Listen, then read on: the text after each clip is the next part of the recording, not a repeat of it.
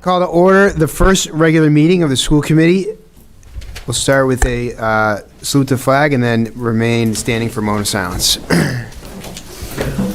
Allegiance to the flag of the United States of America and to the republic for which it stands, one nation, under God, indivisible, with liberty and justice for all. Could I please remain standing for a moment of silence in memory of Sheila Astuccio, retired administrator, Khalil Albayard, Lynn English student, Mary Jane Thistle, retired cafeteria worker, Veronica Thatch, Ingalls Elementary student, Pedro Severi, La Respuesta monitor at Marshall, Travis Butler, Breed student.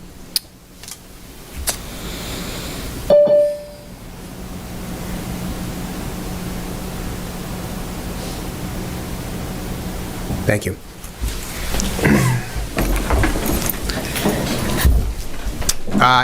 Roll call, please. Member Castellanos? Present. Member Capola? Present. Member Dugan? Present. Member Gately? Present. Member Magnolia? Present. Member Pena? Present. Mayor Nicholson? Present. First item is the minutes. I'd like to make a motion to adopt the following minutes. Committee of the Whole meeting on December 8th, 2022. Second. Buildings and Grounds Subcommittee meeting on December 8th, 2022. Personnel Subcommittee meeting on December 8th, 2022. 19th regular meeting on December 8th, 2022. Committee of the Whole meeting on December 14th, 2022. And Committee of the Whole meeting on December 15th, 2022. Second. Second that. All in favor? Aye. Opposed? Ayes have it. Thank you.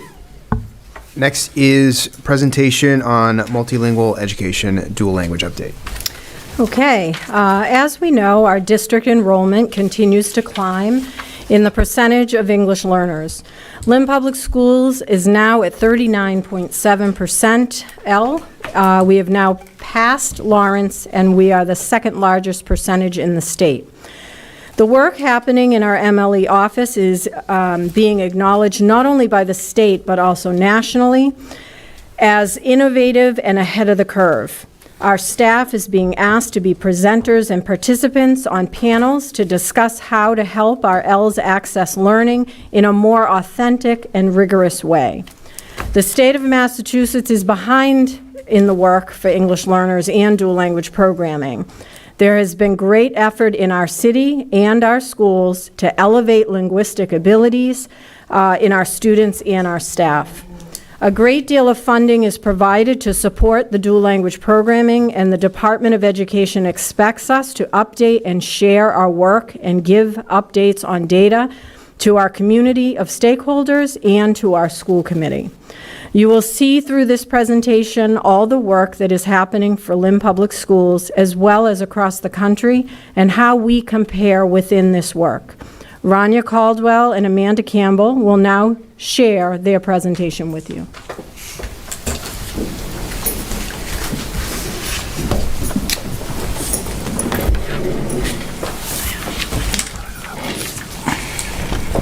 Thank you.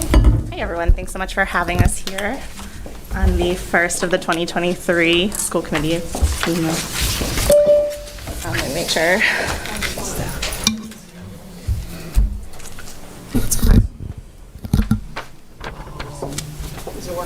Nope. Oh, okay, thank you. As you know, we now have two Compañeros dual language programs, one at Connery and one at Harrington.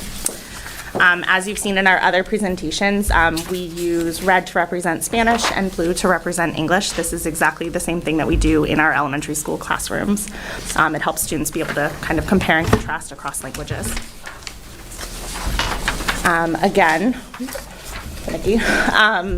our three pillars of dual language, again, are bilingualism and biliteracy, academic achievement, and sociocultural competence. And so from here, we're going to get into a couple quick updates, but first, a quick refresher on the program structure itself.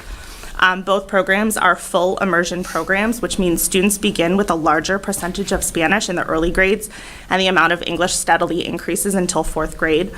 Spanish never drops below 40% of the day. All enrollment into dual language is by choice. No families are ever required to attend dual language. It's exclusively if they choose to send their child to dual language. And lastly, dual language is for both identified English learners and non-English learners. And those non-English learners can include students who only speak English at home or students who speak a language other than English at home but are also proficient in English. Quick update on, ooh, that did not look so good. A quick update on the enrollment. We currently have 7 classrooms from pre-K through 2nd grade at Harrington and 2 kindergarten classrooms at Connery. When both programs are completed, they will go from pre-K or K all the way through 5th grade. And right now we have just over 200 students enrolled in our dual language programs in the district. This is a comparison of dual language enrollment and SEI enrollment.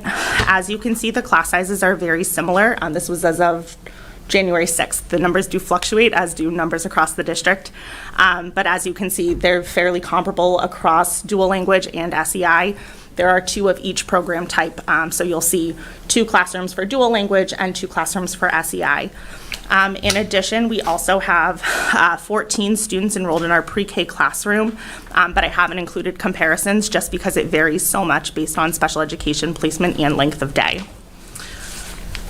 Okay, now that you guys have all the updates and refreshers, one of the great questions that we've received is, I'm sorry for the formatting, it doesn't look so great on the screen, we've shared a lot of research about dual language, and today the really important question is, what does Lynn's data look like as compared to the research? National research is great. It helps us guide our work. It helps us plan our programs, but they're only as good as our implementation and as our program data shows. So tonight we'll be comparing Lynn's data to 2 key trends within dual language research. And so here I've included a quote from Catherine Lindholm-Leary. She's one of the preeminent dual language and bilingual education scholars, and she just notes in her comprehensive review of decades of research, I'm just going to read the quote, "Programs with a higher amount of instruction through the partner language can lead to stronger proficiency in the partner language with no sacrifice to English proficiency." So that is, despite our students spending large amounts of time in a partner language, Spanish, they should be continuing to develop English at the same rate and speed as their English only or English majority peers, but they'll see significantly higher gains in that partner language. So, and again, just a couple notes, that's consistent across different program types. It's consistent in research that they found in the United States, in Canada, and across the world, really. They've seen a lot of different program types, and they see that this data is fairly consistent. I apologize for losing my voice. And so we're going to take a look then. Oh, one other thing I want to note. This trend that they see, it's observable as early as preschool. So you start to see this gain in the partner language, as well as the continued development of English language as early as preschool. So that means by 2nd grade, we should be able to start to see this trend in our own program. So the big question is, how does Lynn's program data compare to these 2 major trends? Are we, in fact, seeing these trends? I want to give a big shout out to Josh Mower in curriculum, who helped, didn't help, he did gather the data and organized it for us, which we really appreciated. He's a bit of our data whiz around here. So we pulled scores from 2 standardized assessments, Access Testing in English and Renaissance Star Early Literacy. These are administered to students across both SEI and dual language. And they're administered on a computer for the most part, so it's a very standardized testing experience across program types. And so this allows us to be able to make some comparisons and see if we're seeing, are our kids continuing to gain English while also outperforming in their partner language. Okay, so first we'll take a look at Access Test Score comparison. Access measures the development of English language and literacy. All English learners take Access each January. We're actually in the process of administering it to our 6,600 Ls right now as we speak. And so once students have 2 years worth of scores, so in this case their kindergarten scores and their 1st grade scores, you can receive information from DESE about their growth and progress. So this is our 1st year of having access to this data. access to the access data. And so the first row shows 2 dual language classrooms, or the grade 2 dual language classrooms at Harrington. And again, you'll see it's just 15 students because they have to have been here for kindergarten and first grade. In the second row, you have the non-dual language classrooms at both Harrington and Connery. Their scores were very comparable, and we wanted to include both schools since Connery will be growing up into second grade. And lastly, the grade 2 non-dual language classrooms district-wide, which is 472 students, have those 2 years of data. And that last column on the right-hand side, that's the average scale score change from 2021. So as you can see from the change, both dual language and non-dual language classrooms see a pretty similar growth in their scaled score, which means across the board, they're all acquiring English at roughly the same rate and speed. And so obviously we'll continue to measure this from year to year. We measure it for all of our English learners, but this is a really good benchmark for us to know that our kids, as of right now, are continuing to acquire English despite being in what's a full immersion program.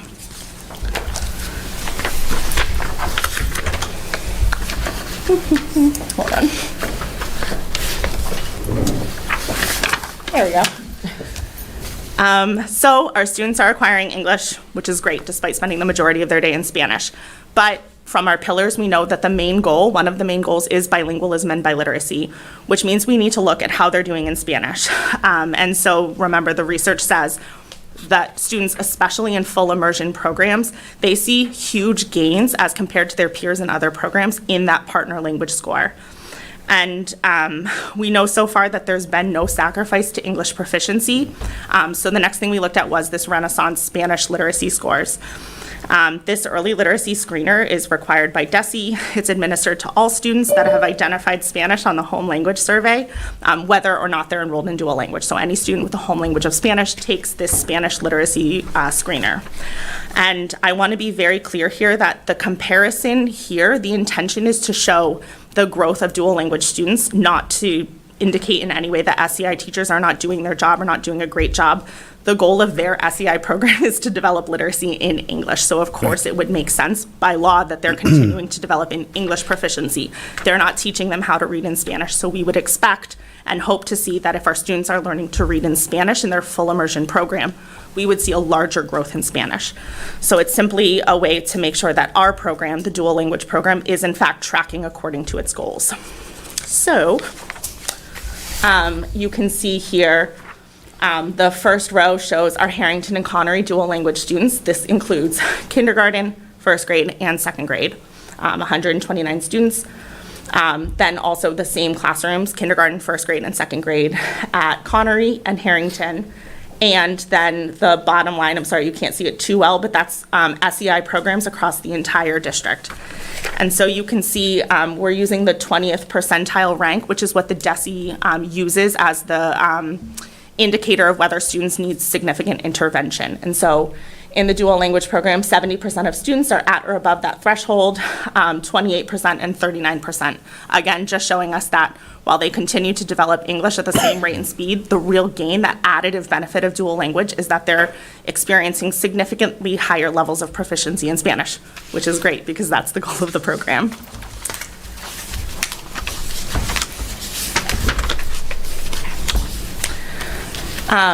Lastly, before we change gears and just give you some updates from the state, now that we've looked at the current status of our dual language programs, this is just a quick reminder of the trajectory of dual language achievement in English.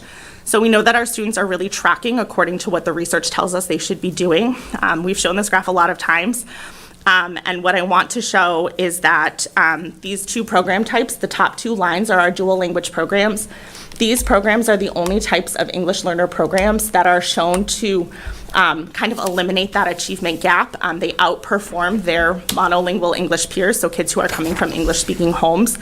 The average performance is indicated by that dotted blue line there. So you can see that the greatest increase we can expect to see is at the end of elementary school and into middle school.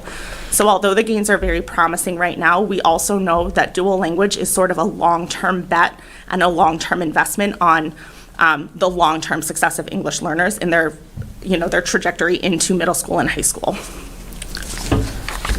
And so as we think about MCAS in 3rd through 5th grade, we're going to monitor it very closely. We may not see initially the large gains that we, expect to see by the end. But again, the research is pretty consistent that the gains in English achievement, because again, MCAS measures that English reading achievement, that those gains that you start to see, that rapid jump, you start to see at the end of elementary school and into middle school. And here is that chart again in Spanish. I'm just going to pause for anybody who might be following along with that at home.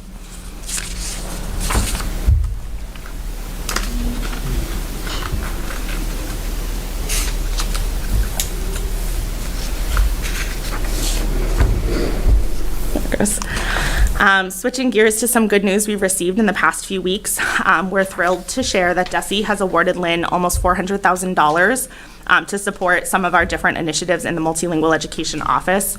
First, we received $266,600 to support our designation, or to continue our designation as the region's bilingual hub. This gives us access to free coursework for teachers to receive their bilingual endorsements, additional professional development opportunities, curriculum enhancements, and pipelines for bilingual paraprofessionals, parent liaisons, clerks, and even high school students who are interested in becoming teachers. This is our 4th time receiving this grant, and we're really, really grateful for the continued support. We've also been awarded the, it's a long name, Proficiency-Based Outcomes in Languages Other Than English grant in the amount of $96,050. This is to assess our students in languages other than English in 5th and 8th grade to celebrate their pathway towards the seal of biliteracy. We'll also use funds to assess our 9th grade newcomer students in their native language so we can see their native language literacy levels. And lastly, funds will be used to revamp world language course offerings to match the world language levels of our students. And for this grant, this is our 3rd time receiving this grant, and our 1st time receiving funds specifically for curriculum enhancements. And lastly, we received another $25,000 as part of DESE's pilot of diversity of staff grant. This is the district's 3rd time receiving this grant and our 2nd time receiving money specifically for high school pathways. Since receiving these funds, we already have clubs up and running at Lynn English and Lynn Tech, with an additional club at Lynn Classical expected to start up in the next few weeks. This really likes a particular angle. Okay. A key piece of that bilingual hub funding will allow us to begin exploring what middle school and high school will look like for our dual language students. It's really hard to believe that we even are sitting down to talk about that, but experts do recommend that you begin planning intentionally, beginning when students are in 2nd grade. So here we are. So to that end, we've established a transition team to help support and plan for this transition. And so regardless of whether Lynn chooses to offer a dual language program at the secondary or continues with an SEI model, we know that our students need something different when they get to middle school, such as more advanced world language course offerings. So it's really important to begin planning now so that families and students have a smooth transition into a new building and potentially a new type of program.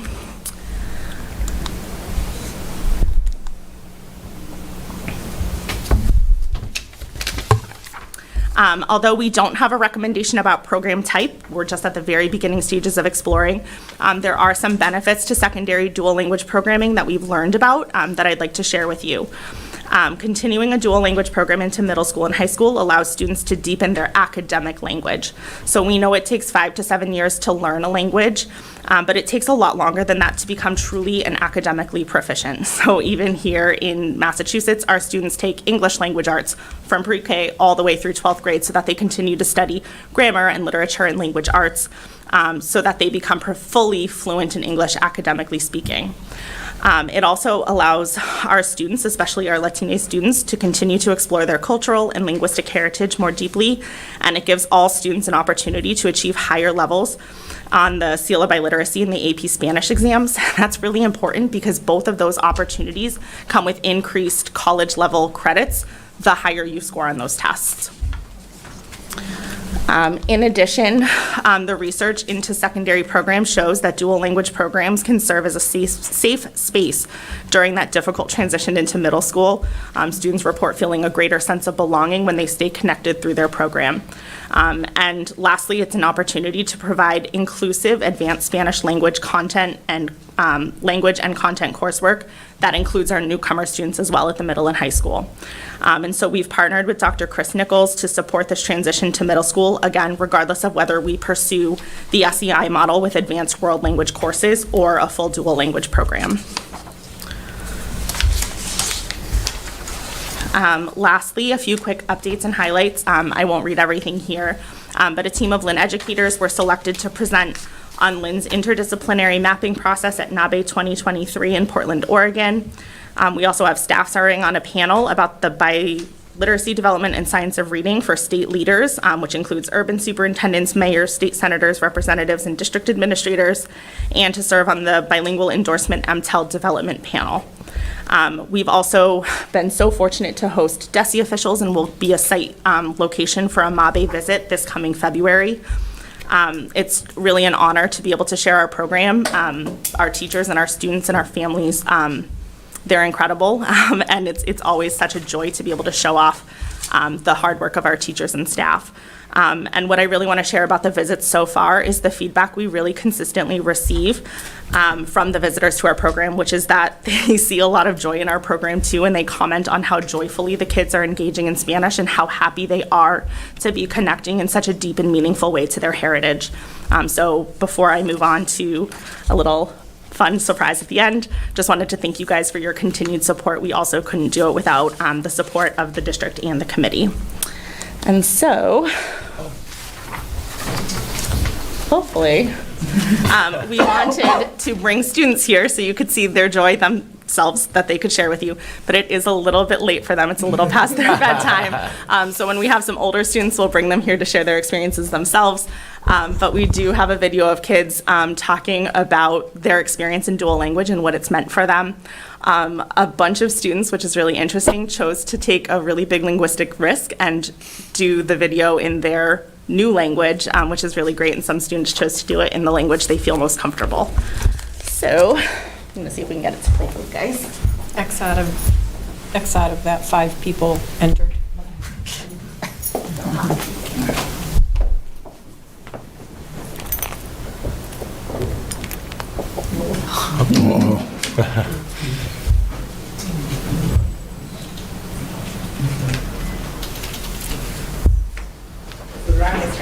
I was actually just thinking to myself, this is when you hear me say, "What's my password?"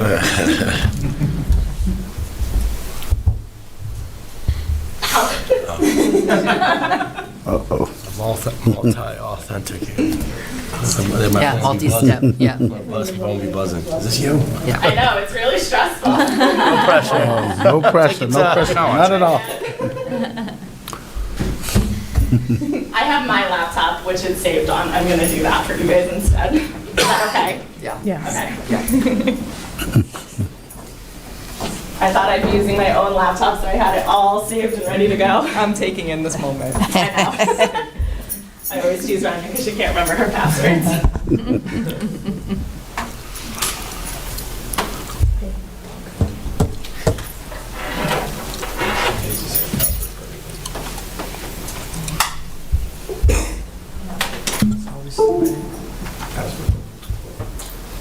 This password I know.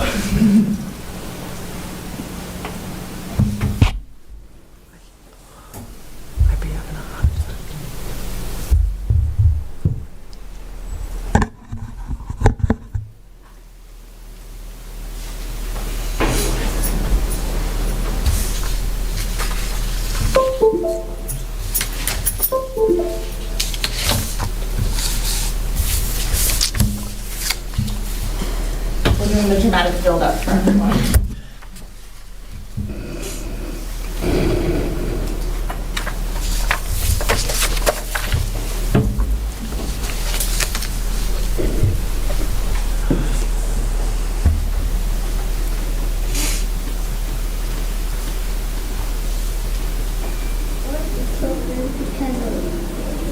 Learning stuff, I like learning new things, and I like to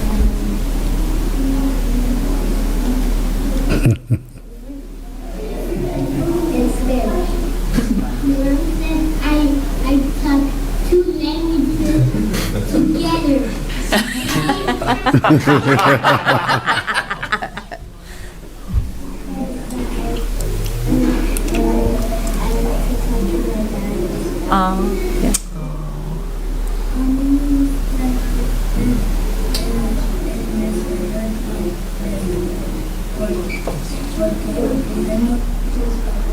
Is this the video or is this the? No, it's, yeah.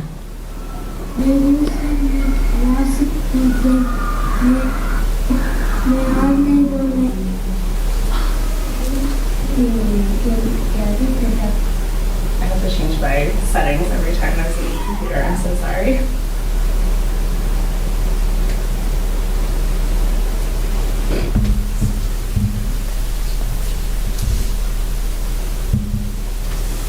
Smell pizza.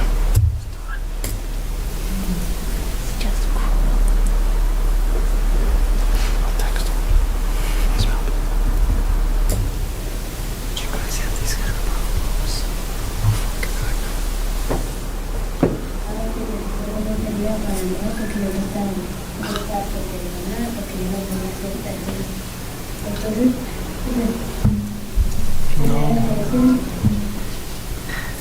The screen.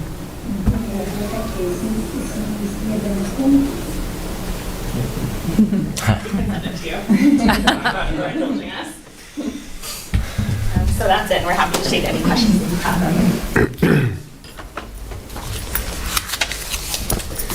Thank you. Dr. Magnolia.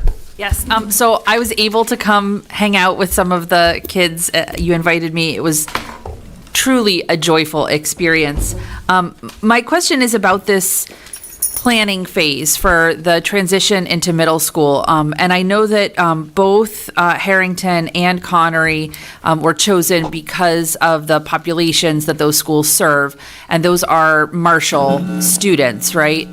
Both Marshall and Breed. And Breed. Okay, so I guess the question is the planning going to span middle schools, or is it going to be focused on one? Since we have two elementary schools, you know, you can sort of make a case either way. So could you just talk a little bit about that? It might be too early to. That's fine.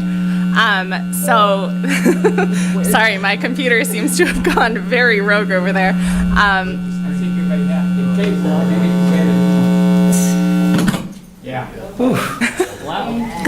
Talk about pressure.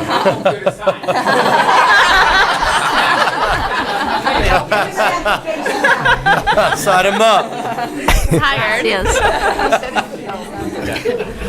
It is a little bit too early. There are absolutely arguments for both options. Fortunately, we here are very blessed with such a linguistically diverse population with lots of students who can benefit from advanced world language coursework.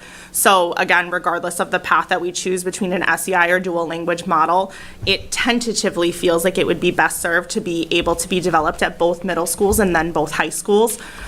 Because of the amount of students that benefit from that type of advanced world language coursework.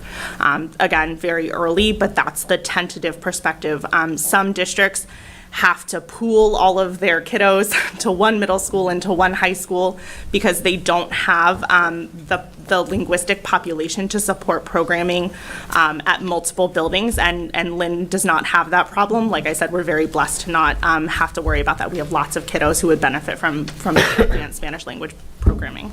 And so just to follow up to that, assuming that that's the direction that it takes, is that scalable across the district in both middle and high school, right? Because we have plenty of students who aren't in these dual language programs, but if the approach is this advanced world languages option, then certainly almost any student can test into that if they have that proficiency in that language. So unlike the dual language program, that approach in the middle and high schools could be open to students of all sorts. Yes, but dual language would also be open to students of all sorts. Okay. So you could have students who've come through SEI in the elementary school but have high levels of Spanish proficiency that could join the dual language program or the world language type programming.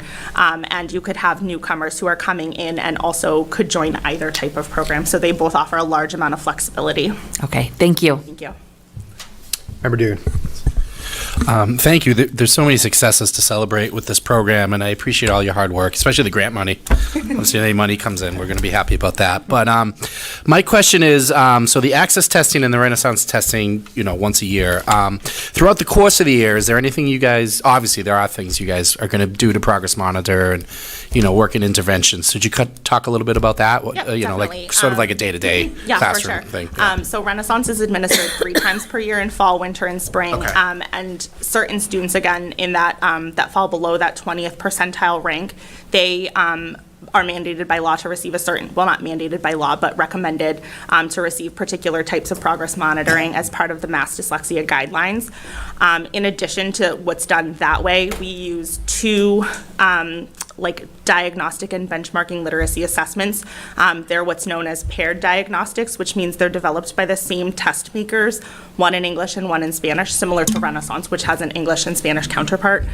It's called the IRLA, which stands for the Independent Reading Level Assessment, and the other one is the ANEAL, which is the translation title-wise. They're both developed authentic to that language. We administer those assessments formally on a rotating basis so that our students, what we don't want to have happen is every time we sit down, they do it in English and they do it again in Spanish, or they do it in Spanish and then we do it again in English. So we have a rotating basis where we assess certain grade levels in certain times of the year in certain languages. But then progress monitoring through that assessment system, it's a one-on-one assessment system where the teacher sits with the child or makes classroom observations in a small group. That happens constantly throughout the year, and it's all uploaded into what's called School Pace. It's their accountability program where you can track the data. Track the data, right. I can also add our ESL teachers who provide ELD to our students in dual language. We have ELD on the report card, so every trimester, those teachers are identifying on the report card where their current progress is in language development as well, because that's also a required component of law for English learners to monitor their language development in the same manner as the report cards are administered. Yep. And in dual language, that happens in both English language development and Spanish language development, so parents get information about how they're progressing in both languages. Great. All right. Thank you. Thank you. No problem. Member Pena. Well, thank you for your presentation. Thank you for all your hard work, and I appreciate the updates. I'm a big fan of the dual, the Compañero program, and especially someone who grew up in a bilingual home. I can totally identify, and I'm super excited. I'm really excited about the coursework that you're going to have on the secondary level and planning ahead, because it's going to benefit a lot of our unaccompanied minors who have a small window, and at least they can engage in that short period of time. And I really like it. Thank you, and especially all the grant money. We like it too. The many highlights, and we'll see each other again. Thank you so much. Member Capola. I know you've been to a lot of conferences, so I'm wondering the cost of some of those. Has it come out of the grant money? Yes. Okay, so all of them have come out of the grant money. all of the conferences that you've had? Yep. Great. Okay. We're actually going to be able to bring a team of teachers to 2 different conferences coming up this spring too, which is very exciting. Member Castellanos. Thank you so much for your presentation. As always, very robust and very clear, and appreciate the hard work that's being put into such important work and initiatives for the district. My question is really around the grant funding piece. First of all, the 4th time around, and to receive that, to be the bilingual hub, that's a big deal, and I can imagine the partnerships around that. Could you tell me about the different districts that are participating in the bilingual hub? Because what I remember was Salem was our partner, but I didn't know if we had increased that. Yeah, so the first year that they offered the bilingual hub grant, one of the priority elements was to partner 2 districts together, which was honestly a blessing to be able to open 2 programs. It kind of lightened the load. It gave, another district to bounce ideas off of. It was really helpful. They've since removed that priority element, and so both districts have continued to apply for the money separately. We do it, we still work very closely with Salem, but it's not a priority element to apply together anymore, and it's easier financially for one district to hold their own grant money rather than for one district to hold grant money for both districts. Yeah. It's very complicated. So we only did it that first year when it benefited us. They've continued to receive, I believe they got it for curriculum this year under the Bilingual Hub grant. They have a couple different goals, but not the Bilingual Hub designation. That's specifically Lynn's. Other districts that have received it this year include Holyoke, Worcester, Brockton, Amherst, I want to say Somerville, but I'm not 100% positive. If it is Somerville, they're a new district to the Bilingual Hub program, and then us as sort of the North Shore Regional Hub. Thank you. And could you elaborate on some of the benefits and just what that means, like strategically for us, just so folks can understand like the benefits of that? Yeah, absolutely. So the Gateway City grant, it's only open to gateway cities to be able to apply for. It comes with 3 different types that you can apply for. The first is if you're opening a new program. We've accessed that money once for Harrington and once for Connery. The second goal, we didn't apply for it this time, obviously. The second goal is for the Bilingual Hub designation. That specifically requires you to partner with institutes of higher ed to be able to offer bilingual coursework. And then the third one is for curriculum, materials development, professional development. And so the Bilingual Hub specifically helps with pathways towards becoming bilingual educators. And so that's a really huge one for us because our city demographic, we have folks who do the work and want to do the work again here in Lynn. And so it allows us to do lots of outreach with bilingual community members and get them connected to bachelor's programs, connected to, licensure programs if that's what they need, give them information about how to become a teacher if they already hold a bachelor's degree, what types of credentials and how to pursue them. It also allows us to work with people who are already within our district, so our bilingual clerks, our bilingual parent liaisons, our bilingual paraprofessionals, and to do the same type of thing. What do you have? What do you hold? What are you looking to do? Are you looking to be a teacher? Are you looking to be a para? What type of teacher are you looking to be? And then the third component is the high schoolers, which is actually the most fun. Not to say that the adults aren't a great time, but the high schoolers are really, really such a refreshing moment. They're so excited about the idea of becoming a bilingual teacher. For many of them, it's the first time that they've grown up bilingual, but they've never considered being a bilingual teacher. And so we've been able to run MTEL prep classes for them. Many of them have already taken, and in some cases even passed, that first MTEL, the Communication and Literacy MTEL, which is very akin to the MCAS when you graduate high school. And so we've been able to kind of give them that comfort level of this is what an MTEL looks like, this is what you can expect from it, those types of things. We've also been able to run those future educator clubs and a few different other things for our high school students. So that's sort of, it's an amalgamation of a couple of different things, all with the goal of developing a bilingual teacher pipeline.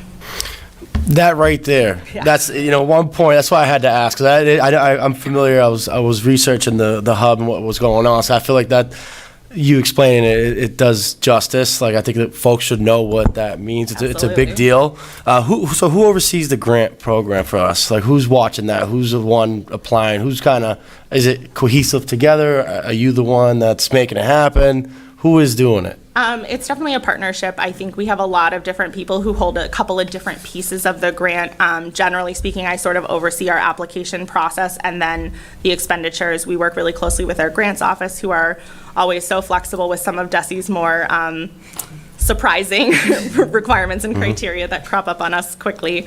And so they're really great about that. We also work closely with our schools and with our teachers. We have different teachers running MTEL prep classes for high schoolers and for bilingual staff. And so we oversee in our office sort of like the big picture stuff, but we have so many people who are really excited about the work and love being able to be as passionate as they are about bilingual education and share that with potential bilingual educators.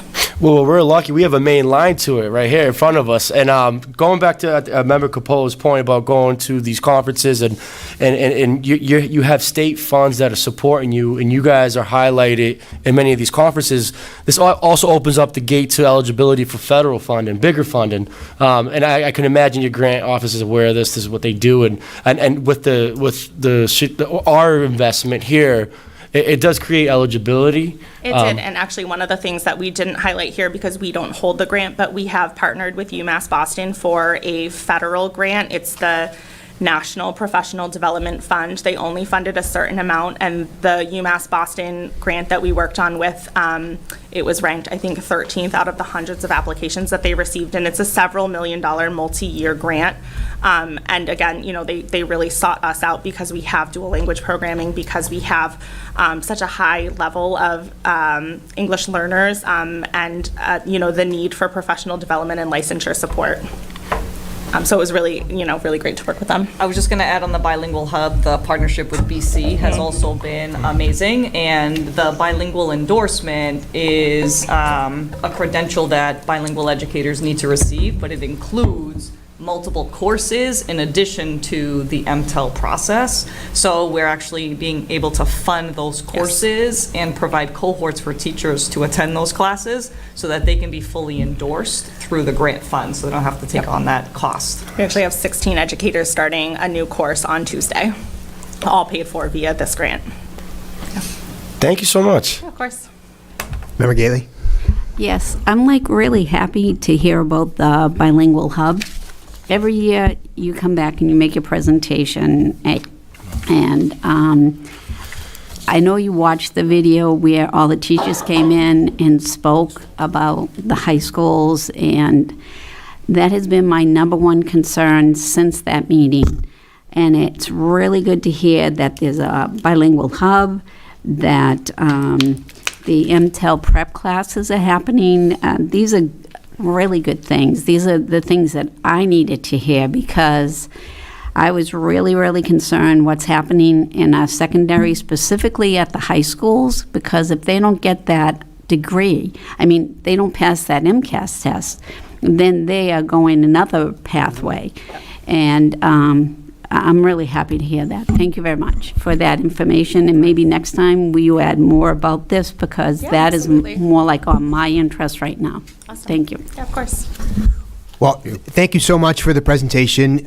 Congratulations to all the students and families and teachers and administrators that have made this program such a success. I think it's so encouraging. I know, we talked a couple years ago about that the data behind the rationale for doing this, and that the multicolored chart with the different lines, trajectories.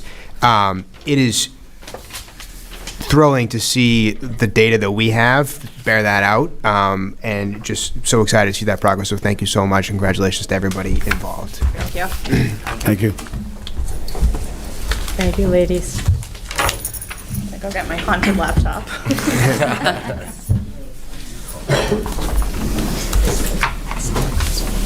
All right, next item is a field trip request for classical students to marine biological labs in Woods Hole for January 29th to February 4th. What's the recommendation, Superintendent? So I recommend this. I'm going to be in full transparency here. Dave Winchester is a science teacher at Classical, but he also is my brother. Love him dearly. He was born with the love of learning and born with the love of nature and the ocean, and is an avid marine biologist, and so this is right up his alley. He pitched this last year. They went on the trip last year. I'm going to let you talk about it, but I would recommend this highly. Hi. This is a little like crossing the fourth wall, because I've been watching these meetings for 3 years solid since COVID hit, and now I'm here. It's weird. Thank you. So if you'll allow me, I know your time is valuable. If you'll allow me to just give you a short history. So the trip this year happened last year, and I apologize. In hindsight, we were supposed to do this last year, but I feel like this was a unique thing that nobody ever did before. So the district kind of didn't know what we were supposed to do, because it's not out of state, it's not out of the country, but it is overnight at a dorm at a graduate level educational institution, the Marine Biological Lab in Woods Hole, MBL from now on, that's what we call it. So we apologize that you didn't approve this one last year, but it happened, and we didn't find it out till after we went. So water under the bridge. That's why I'm here this year.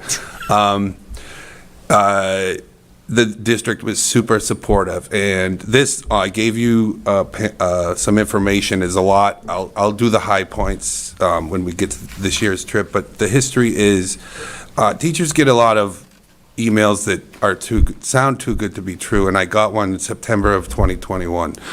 That was when we were returning back to the buildings, the students, teachers, all of us, and it was from the MBL, and these two women were telling me that I could bring kids to their facility in February, March of 2022, free of charge. There was an anonymous donor at the time who was identified as Saul Pennell, who's an LCHS alumnus from 1967, who became very wealthy, moved to Woods Hole, bought a house, fell in love with the MBL, became a member of the Board of Trustees, was rubbing elbows with Charlie Baker 2 or 3 years ago, said, hey, I'd love to get some Lynn kids to the MBL. No offense to Charlie, but he said something like, how would they get there? And so then Saul said, well, I'll pay. And that's how I got the email. So I emailed the ladies back, and I said they wanted to do a Zoom meeting with me at the time, and I was transparent with them at the time. I said, is this for real? Like, how many are we talking? How many kids?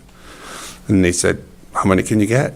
At the time, because they had to shut this down. They had been doing it for a few years, and they had to shut it down because of COVID. The last trip that was supposed to happen was March of 2020. They were, because of the funding from Saul, they were trying to resurrect the program that you see in front of you at the second page. And I said, I'm game. And I threw it out there because they wouldn't give me a number. I said, if I can get 100 kids, they're like, yeah, he'll do that. And I'm like, 100, okay. So that's the number we started at. I got up to 64 because there's no criteria. The only criteria are junior, senior at Lynn Classical High School. They have to be able to go on the dates of whatever week we pick. Last year and this year again, they had to be vaccinated, the COVID-19 vaccination. This year they have to have one booster. That's still in place.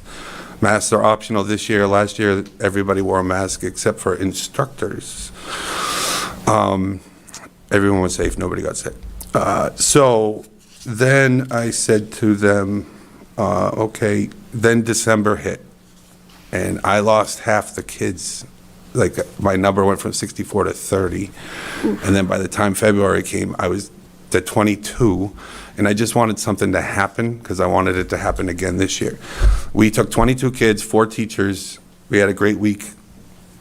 It was amazing. We met Saul. The kids said to Saul, you're going to let us do this again next year, right? Put the rich guy on the spot. And he said, absolutely. And he loved them. He had a great time with us. He came one day and met with us while we were in the labs and stuff. So that's the history. This year, Saul and the MBL said, let's try 32. They gave me a number this year, and I was like, okay. I'm at 31/32 question mark right now as of today. COVID's not that big an issue this year, but I do have a few kids who had to pull out because they wouldn't get vaccinated or boosted, and I was okay. I didn't pressure them or anything. I just said the MBL's rule is you have to be. If they change it, I'll let you know. So we're good to go. To the points that I know are most important to you, it only costs Lynn Public Schools 4 teachers for 5 days, professional days. The agreement with Ms. Dunn, our principal, and my DH, Ms. Moriarty, back then into this trip, is the kids will be encouraged in the evenings when we have free time to keep up with their Schoology, and whatever they don't keep up with remotely, they are responsible for when they return. The teachers also have to keep up with grading, and they're not going to be in their classes. I'm one of them. We are not going to be in our classes, so we promise and are held, because it's a professional day, we will be putting remote assignments for the substitutes that will be in our place for the 5 days. And it's the first week of the third quarter that was chosen intentionally. So we'll finalize our grades for the second quarter up down there. So it doesn't cost any money. It costs the substitutes, and all the parents for the 31/2 right now are signed on board. The other thing that's cool, because like Saul said, how can I get a bunch of Lynn kids, his words, and all they said was juniors and seniors, and all I said to my science teachers was, give me names of someone you think should go. I don't care what science they're in, they have to be a junior, senior. I don't care if they're an AP kid, an honors kid, or a CP kid. And so last year and this year, the cross-section is awesome because it's all of those former EL students, every color in the rainbow, every science in the rainbow, every level. So that's what I'm most proud of, because the kids that normally do this trip from other schools are private schools, schools outside 95 that have way more money. If you saw the costs, it went up this year, and Saul's still footing the bill. And if you have any questions, I'll shut up because I'm a teacher and I can go on. Member Gailey. Well, Mr. Ruggiero, you would be very pleased to hear that I, Lorraine Gately, dragged this guy into Lynn Public Schools. She is why I'm sitting here. Back in, I don't know, I was teaching marine biology. 17 years ago. It was. A while ago. And I wanted to have a marine tank like they do at Kelly's. And he is the man that used to take care of them. So, Dave, I am so happy to see how far you've come. I have been thrilled with all the work that I've seen in your classes, all those ocean tanks, all those kids out in the field. Just like we used to talk about, it does my heart good. Thank you. Yeah, thank you, because she dragged me to the admin building because I helped her for free because she couldn't afford my company at the time. And True story. and the marine biology teacher retired, and the rest is history. So this is year 17. And Oh, wait, don't forget, you went to St. Mary's, then Dave Linehan dragged I did you a half back. year at St. Mary's, and then Dave stole me. Yes. Any other question? Member Castellanos. Yeah, and then Member Gailey. Pena. Okay. I just want to say thank you, first of all, for coming to us today to discuss this wonderful experience. I'm actually really big Jealous. fan of marine biology. I love the Discovery Channel, National Geographic, big fan. I also, when I was reviewing some of these courses in undergrad, I had a physical life science, and I actually had to do a project on the DEP and how it translated into modern policy implications with the environment. And I think these type of experiences, they spark that curiosity. Because I remember taking that class as an elective and like, wow, this is so interesting. And how I was with other students who, they might have had these experiences. I didn't have those experiences because you nailed it, the equity piece. We really don't. Not everyone's going to have those opportunities, and I love the fact that you brought that up, and you really hit my heartstring with that, because I think these type of experiences are very important. Can really change kids' trajectories, or young people. When you're studying something that you might not know about, that might open up their doors to our future, DEP executives who are on the front lines fighting real issues with climate.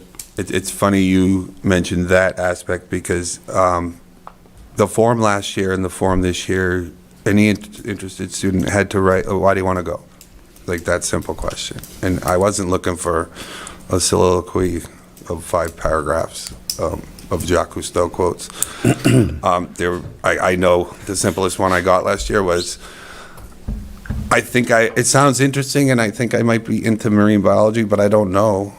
And they got recommended by a teacher, and they could do all the things, and I said, he's in. And he's super into it now. And he was a CP kid, and I think he actually took honors this year. So, you know, that was important to me. The weird thing that happened, the reason this exists is the MBL is in Cape Cod, and it's a graduate level institution where scientists from all over the world go, but they don't go in February. They go in June, July, and August when Cape Cod is nice. So the MBL has all these facilities and these instructors sitting around doing nothing, and they say, why don't we start this high school program, and we'll have the high school kids come, and our instructors can teach them graduate level stuff with our stuff. We used a $500,000 microscope, and the kids didn't want to touch it. They're like, I'm going to break it. I'm like, no, you're not. The guy's not going to let you break it. And so that was incredible to me. Like, okay. And actually, I'm hoping a dream would be a similar program, not live in, because they don't have a dorm, because Nahant wouldn't allow it. But I do some stuff with Northeastern out in Nahant. And you know, their winters are slow, and maybe their instructors in their labs could have some of our kids do a 5-day course where they commute to Nahant. They have shuttles, and so that's in the works. I'm not promising anything, but something like that would be cool locally as well. So thank you. Thank you. Anybody else? Yeah, member Pena and then member Magnolia. Yep. I just want to say thank you, and first and foremost, thank you for helping Lorraine and she joined in the LPS staff. Thank you, and and I want to thank Saul. The great guy. That's right. Not just because I really enjoy I witnessed. I during a site visit, so I saw you engaging, interacting with the students, and they were fully engaged. I admire your style of teaching and your passion for marine biology, and it's like just to echo what Brian said. On the equity piece, it gives the opportunity to other students who might not be able to even think of reaching that during because circumstances, different backgrounds or whatever. But I appreciate the opportunity for our students, and thank you for sticking around. Appreciate it. Thank you, Saul. Well, that's on that note. As you guys all know, you guys have been through the mill for 3 years, and the teachers and the kids. And when that came up, and it was a possibility at the time, Dr. Tutwiler was fully supportive of it. And when it was all over, I thanked him and everyone involved, because Deputy Ruggiero saved our butts at the last minute. There was an insurance issue that no one had ever come up, and Mr. McHugh helped out too, and made it happen. And what did I say to him? It was a bright spot in a very dark time. Thank you. Member Magnolia. I think it's safe to assume that our current high school science labs do not contain CRISPR. Am I correct in that assumption? Ours don't. Theirs does. No, that's true. And so my question was going to be, this would be their only opportunity to interact with CRISPR. Yeah. Likely. I do know that there are some high school districts that have CRISPR in their high school labs. I just wanted to make sure that my assumption about Lynn was correct. Well, I mean, someday, like any technology, eventually the prices come down. I remember when calculators were $100. So, yeah, hopefully some of this can trickle down.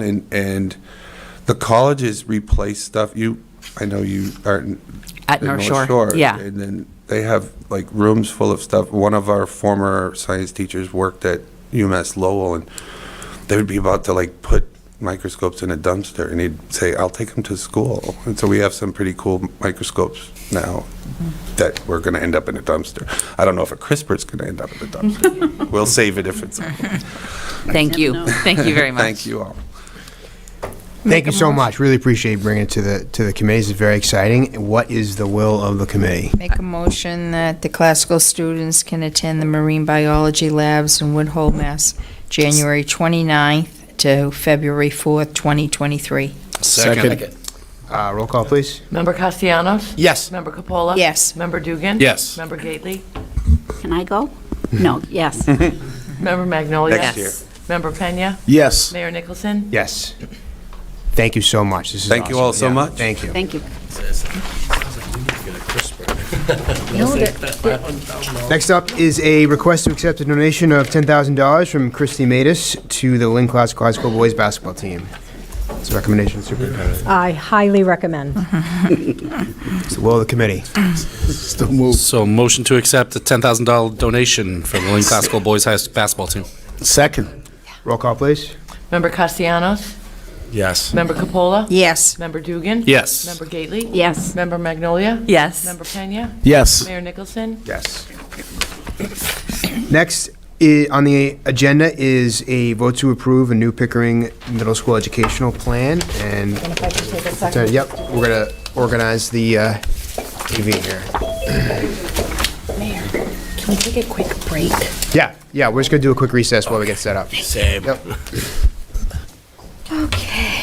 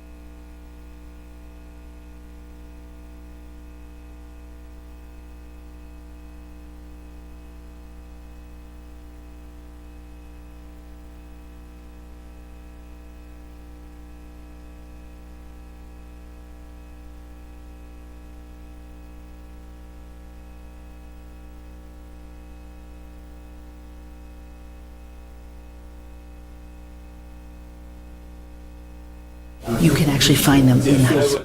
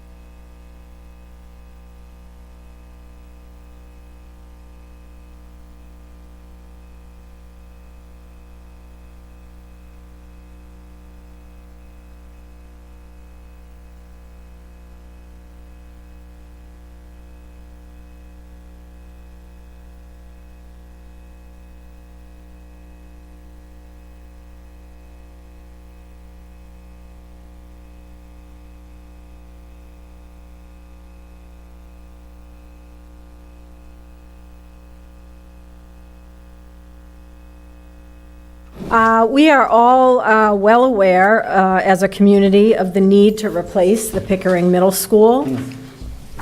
Next, yep. And we all aspire to give our students and staff a building that values the educational process and provides spaces that support and inspire their teaching and learning.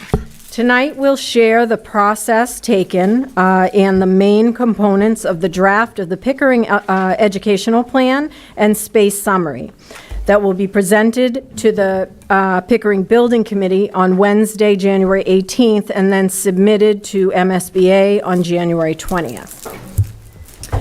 Tonight, this presentation, the agenda will be that I will present an overview and priority areas of the Pickering Educational Plan. David Stephen will speak to the process for the visioning team facilitation. Jean Raymond will speak to the space summary and the architectural design process, and then we'll have closing remarks and opportunities for questions. Our objectives for this is to describe the three-stage process of building the educational plan, explain the major components of each stage, communicate educational plan priority areas, educational visioning teams, collaborative work, and the architectural design, and clarify any wonderings that you may have. First, we began to draft the technical components of the educational plan, incorporating our district core values and beliefs, demographics, class size policy, curriculum instruction, and special education. Next, we engaged with an educational visioning team that was led by David Stephen from New Vista Design and made up of community members, Pickering staff, district personnel, current and future parents of Pickering Middle School, RDA Design, and Left Field Project Management.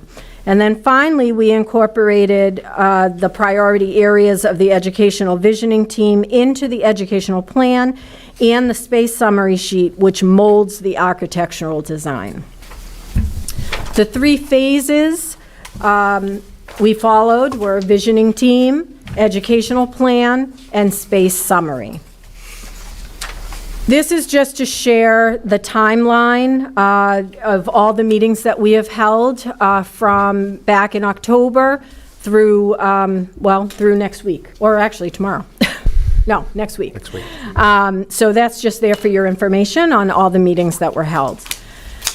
The process was rooted in collaboration. In every stage of the process, there were multiple stakeholders involved in the building of the plan, input of ideas, identification of priority areas, and contribution of different lenses. It was truly a shared responsibility in the writing of the educational plan, in the members of the Pickering Educational Visioning Team, and in the members of the Pickering Building Committee. I just want to publicly acknowledge the team members of all our committees. The partnership, collaboration, feedback, ideas, and support have been very much appreciated through this process. And so the next few slides just have the names of the members of these teams. So we first have the visioning team, the writing team. Yep, the writing team, the visioning team, and then, of course, the building committee as a whole. David Stephen from New Vista Design will share the facilitation of the visioning work. Okay, thanks, Deb, and good evening, everybody. So I am what's called an educational programmer or planner. I have a background as both a licensed architect and also have 20 years of experience working as an educator in K-12 schools. So this process is really where we work with the community and stakeholders to identify the educational vision or priorities and the architectural priorities connected to a particular project. And the purpose of these meetings is to be able to listen and to get a clear sense of what the district and the community and the school values it's also to push people's thinking forward about what's possible by sharing lots of ideas. So, and then getting people to respond them, and particularly around how we approach the design of 21st century schools so that they're really not going to become obsolete within the next 10 or 20 years. So this is a strategic and targeted process. It builds upon itself. We started on the 9th of November with this group, this educational visioning team that Deb talked about, and we focused on educational programming within the district and within Pickering, talked about sort of what happens now, what's aspirational for the future. In the second workshop on the 16th of November, we connected those ideas to thoughts about design. We shared a series of 36 design approaches, and we call them design patterns, and had people respond to them and then work in small groups to prioritize them when they thought about the needs of the Pickering school. And as a result, we prioritized a series of design approaches.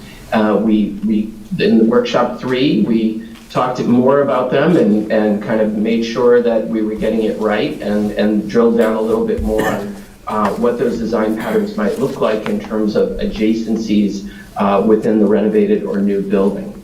And that was in our 3rd workshop. So we also had a community workshop on November 30th in which we also shared priorities that had been established thus far and opened up for the community to share their priorities. We also shared design patterns at that point, and the community could respond. So next slide, please. We always start this process by really looking at a portrait of a graduate and grounding all of our discussions in a sense of what's important for kids to know and be able to do. What does 21st century teaching and learning mean to Lynn Public Schools, to Pickering Middle School? And in small groups, we discussed a lot of themes, and then each group came up with their own kind of list of the skills that they thought were most important for students. And we created then a composite list, and this is sort of the result of it. So the things that came to the top of the screen here are students being self-directed learners and passionate learners. We talked a lot about motivation. We also talked about inclusion and accessibility and developing empathy and kindness in terms of social emotional learning skills. We also wanted the process to be joyful, to inspire students and teachers in a building that really allowed one to see the kinds of teaching and learning that was going on. So we talked about some level of transparency as well as display and exhibition. We talked about the importance of students being critical thinkers and problem solvers and having opportunities to apply what they learn in real-world ways. Actually, the notion of career technical education and kind of career pathways came up quite a bit. And that's not uncommon at all. We see a lot of, particularly middle schools, where we want to give students the opportunity to stay connected to and engaged to school and not turn off from it. And one really great way to do that is sort of more active learning approaches. We also talked about students learning how to collaborate and communicate and to develop confidence in themselves as team players and communicators, good citizens, and being part of the community of the school, and also connecting to the town of Lynn and that kind of notion of being exposed to adult world themes and opportunities to learn from mentors within the community. And then finally, being world explorers, being able to develop a sort of a global perspective on one's ideas. And on this slide, you see the 5 C's there. That was coined by the Partnership for 21st Century Skills. It's baked into Next Gen MCAS. It's baked into Next Gen Science Standards. And when we look at this set of learning goals that the group articulated together, 4 of those 5 C's are there. Creativity is the only one that might be missing, and that doesn't mean, but to me that connects with kind of joyful learning and self-directed learning. So I think this is very aligned with things that people are thinking about all around the Commonwealth and around the country. Next slide. And in terms of how these translated into ideas about space, this is really the whole idea of using the design patterns and getting people to prioritize them is to collectively develop a common language about what are the important elements of a design approach that would really meet the needs of Pickering. And so these are all listed in priority order of what the group thought was most important. I'm just going to go through them real quickly. Agile classrooms, of course, the classroom is still the basic building block of any school, but we want them to be flexible enough to serve for more traditional delivery as well as more hands-on, project-based, small group, independent, active learning. So classrooms need to be large enough to and have flexible modular furniture. They should all have good technology and they should all have natural light. We talk about the idea of academic clusters or neighborhoods. And that means that we kind of get a bigger bang for the buck when we co-locate sets of classrooms along with things like teacher planning areas and extended learning areas like breakout rooms. And those then become a neighborhood. And this is particularly important for a middle school environment because we're trying to support cross-discipline teaching teams. So this creates kind of a sense of place for those teams. It also creates a sense of belonging and ownership for students. And we know that that's particularly important for middle school students to feel like at least one or two adults in the school know them really well and that they have a sense of belonging. That connects to inclusion and serving kids, meeting them where they're at, and being able to vary delivery and teaching modalities so that you can engage kids in ways that they can find success. So that means in addition to more traditional delivery, more hands-on, also what we talk about as pullover or push-in targeted intervention, where within the context of the classroom or an adjacent breakout room, students can get the individual care that they need, maybe from a teacher aide or paraprofessional. Welcoming arrival, that's the first impression of the school. We talked about a building that felt safe and welcoming at the same time. So clearly there are good sight lines. When you walk into the school, there's a sense of where to go. There's a friendly face that's greeting you. There's examples of work on the wall. Now, career pathways came up a number of times, and I think not necessarily in the context of career tech programs per se, but more as unified arts.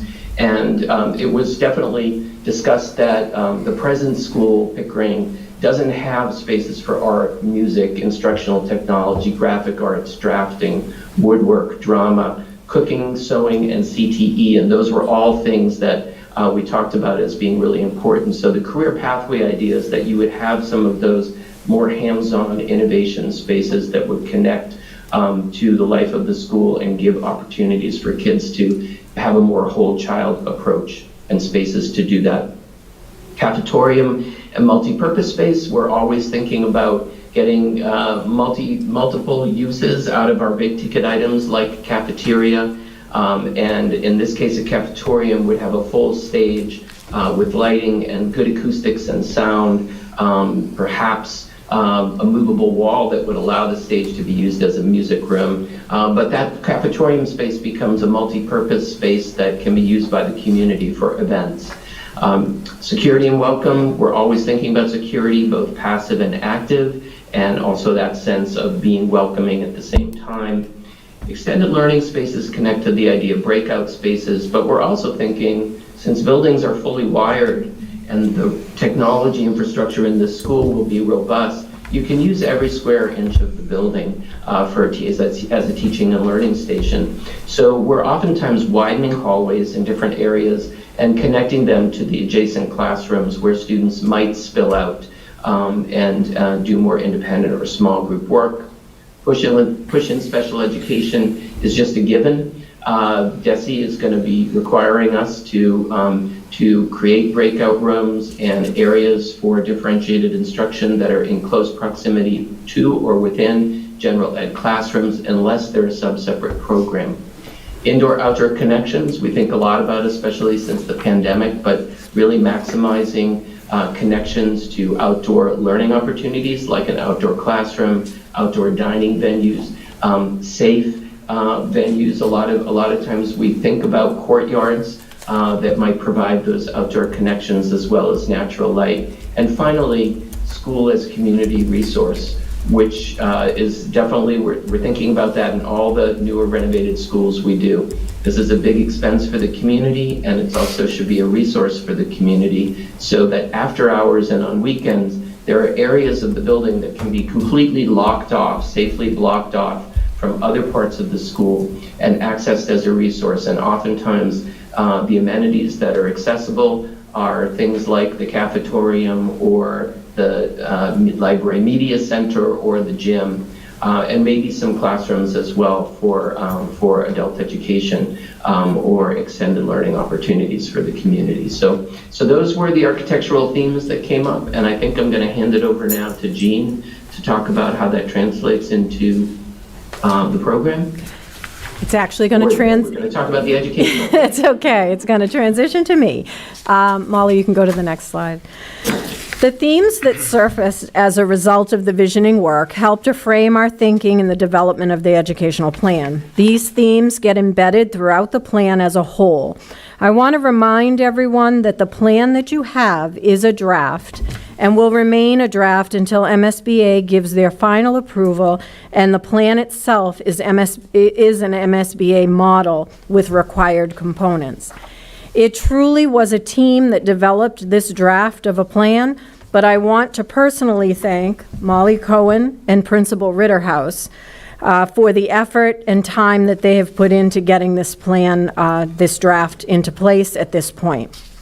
The main components that the MSBA model asks us to speak to are our core values and the visioning priorities that David just shared with us.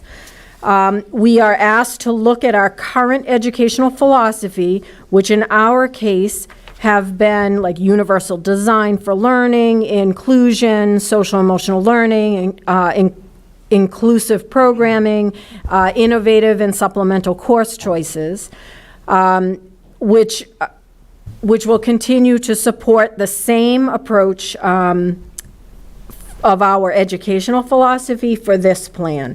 We will use those same educational philosophy. We're asked to look at our current Pickering Middle School and how it supports or does not support the philosophy. And then to think about how we envision the new updated Pickering Middle School and how it will support the philosophy. So the updated version, thinking of the neighborhoods, the inclusion of students with disabilities and English learners, the flexible learning spaces, all of those things. While working through the educational plan, we also need to think about the form and function of each major category, how this educational plan translates to physical space and design. Jean Raymond from Raymond Design Associates will share the process and thinking in transferring this information into the space summary.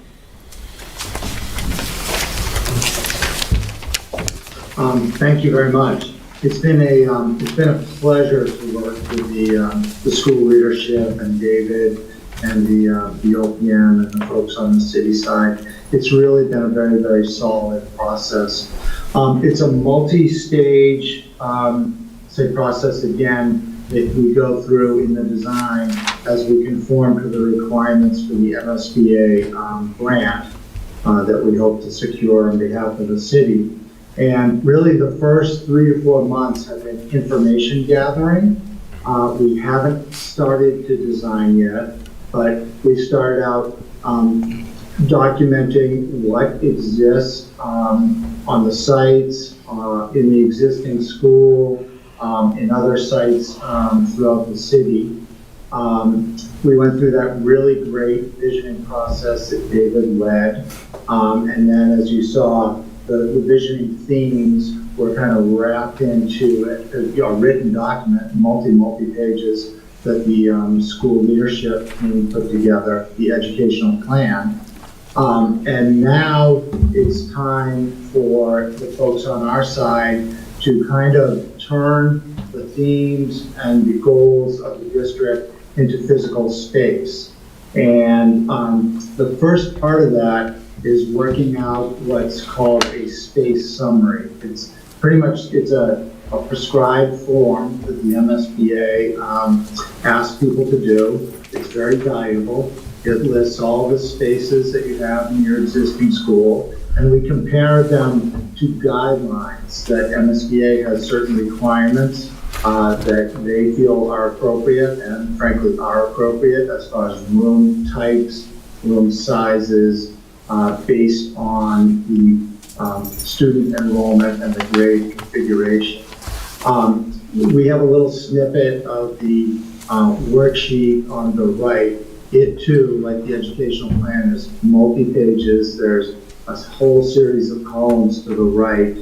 But we have spent a good deal of time working with the school department and the city on documenting what exists, where the deficiencies lie, and then kind of taking the narratives that are in the educational plan and turning it into a certain number of spaces, certain sizes, a lot of talk about adjacencies. You know, one of the themes, strong themes, was creating these academic neighborhoods. So what do those consist of? You know, certain core classrooms attached to a science lab, maybe some extended learning space, maybe some planning rooms or some breakout rooms. And we are just in the process of creating this. It's going to add up to a certain amount of square footage. The square footages of all the individual rooms are going to conform with minimum and maximum sizes that MSBA establishes. And we're in the first, we're gearing up to make our first submission to MSBA on what is going to be 3 very robust submissions, packages, design, programming, all sorts of things between now and the spring, in which we will kind of look at options for the building, and we're working with the school building committee and the school leadership team, establish what we think would be appropriate for the city to build. But as we go through that process, this space summary is a living document. It will be modified as we go through it, as we get feedback either from the state or from the locals. It's a very collaborative process, and as I said, or I touched on, it's going to end up with X number of square feet, and we're always going to be kind of taking the size of the building and how we fit it onto a particular, the chosen site, and always double checking it against what's it going to cost to do this. And sometimes we end up circling back and looking how we might refine the space, or just saying, oh, this is wonderful, it all fits within the budget. So for the next slide, Molly, it's just an overview. As I said, there are multiple submissions we'll be making. And I think we talked about it earlier, that January 20th will be the preliminary design program, where we'll be submitting the educational plan, that space summary that you just saw, and then a full evaluation of all the existing conditions, both the buildings and sites that we looked at. The MSBA, as the superintendent mentioned, will review the ed plan and the space summary, and they will provide feedback to the district, maybe requests for further clarifications, or do you think of this, or what do you mean by that? Because they want to make sure that the space summary accurately reflects the educational plan, and the educational plan has been fully vetted. So in the meantime, we will take that space summary, and we will, as architects, designers, start to explore different ways that we can arrange the rooms in the proper adjacencies, proper sizes on the site. And we'll look at multiple options on the site, and again, work with everybody, including the school building committee, to make sure that we are looking at pros, cons, and coming up with the most cost-effective, educationally appropriate solution.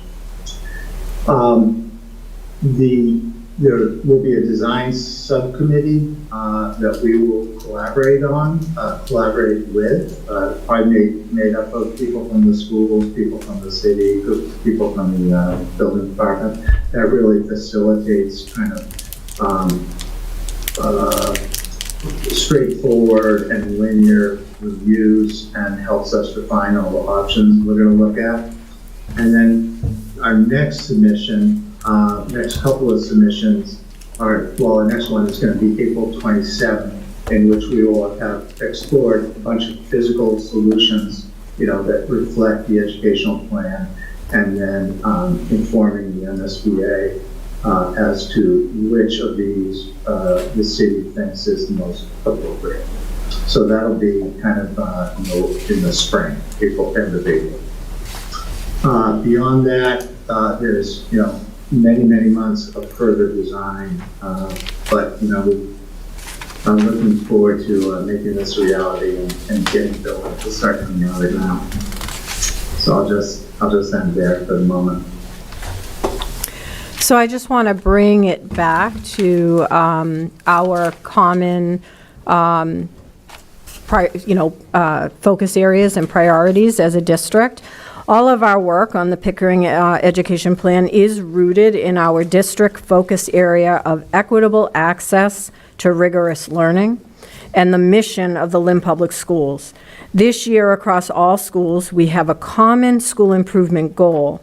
We're heavily focused on closing the opportunity gaps for our marginalized students and fulfilling our vision of drawing upon the strength of our community, our families, our students, and our partners. Lynn Public Schools commits to fulfilling the intellectual, physical, social-emotional potential of all our students. We work together so our students learn to thrive, advance, and impact the greater community and the world. And we hope that this education plan reflects that. We feel it does. And finally, I just want to note that our entire process was well-defined district and school priority areas. We created in collaboration with many stakeholders. We utilized feedback and data to analyze trends and patterns, and we identified equitable learning neighborhoods that mitigate opportunity gaps. We open it up for any questions. Member Castellanos. Thank you, everyone, for all your commitment on this project. I'm on the school building committee as well as Member Gately and the many folks that have been committed to this process. It's definitely a very thorough experience. I think from my own just experiences being on the school building committee, there's a lot of moving parts to this project. I do recommend that we have a website that's active that the public has access to learn about the project. Because there's so many moving parts, I do think this project does require the collaboration that we have provided, and I want to thank everyone that has been collaborated on this project. The last, actually, my question was around the student enrollment trends. As we foresee, we build kind of like when Marshall was built, when we built Thurgood Marshall, like the student enrollment trends, they keep doubling. We keep seeing more and more and more. Could you discuss how this plays into our final phase when we get to that point in terms of establishing like the space sizes or the cluster sizes? Like when I was looking inside the project, it's like this can always be adjusted. I know we're modifying this, but could we just go a little bit, maybe this might be for the consultant, on just how we are planning and where are we pulling from that, how are we collecting that trend data? So, I mean, we always do a percentage of increase, like we project what our enrollment will be. Sometimes it's not an exact science, because, when things happen in the world, things shift and we end up getting more kids, or sometimes, like when the pandemic happened, our enrollment went down a little bit. What I will say is that, and I think Member Gately could probably speak to this, when we were going through the space summary, we're modeling it to what Marshall is, right? An 1,100 student building. We know that Marshall is more than 1,100 right now. Building a Pickering that's 1,100 will be able to shift students. We looked at spaces, had to make hard decisions of what spaces we wanted to increase square footage, what spaces did we need to decrease square footage, spaces that could be multi-purpose spaces, that if the enrollment went up, they could be utilized, and we're seeing that at Marshall now. Yeah. There are spaces that were identified for certain functions, but were designed in a way that they could be used in multiple purposes, right? And so because the enrollment of Marshall went up, we have had to use some of those spaces as classroom spaces.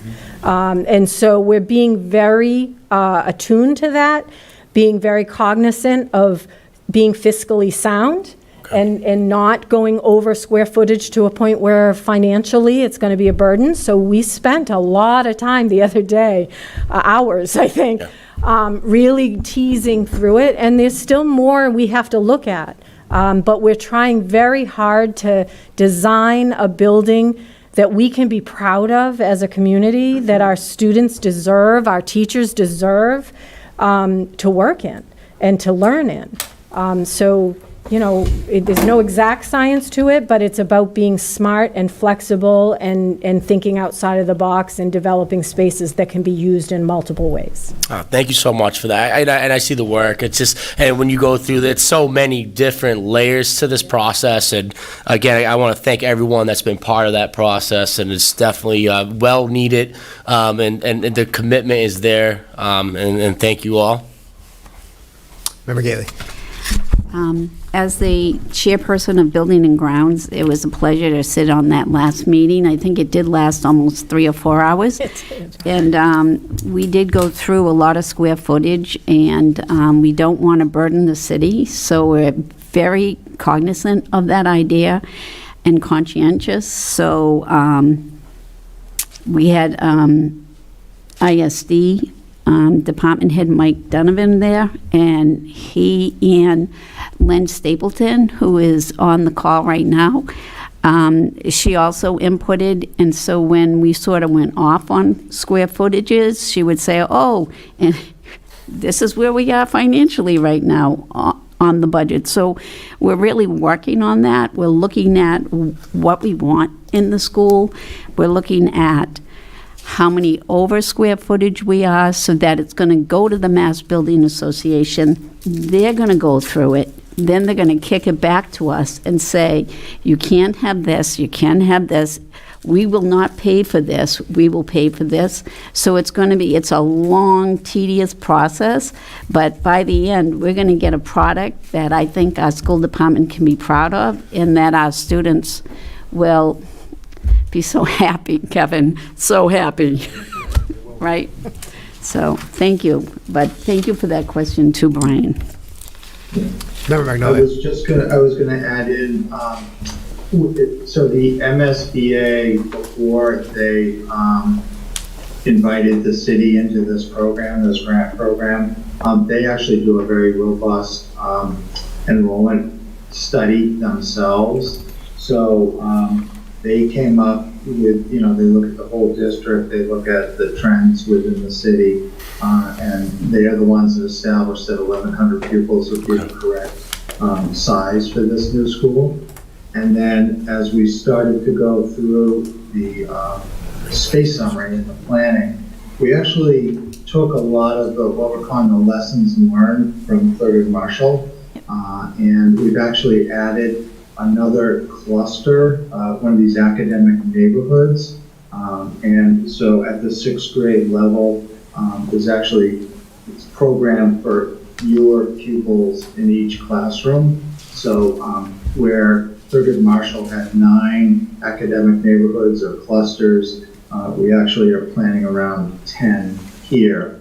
So there's kind of some built-in enrollment capacity there.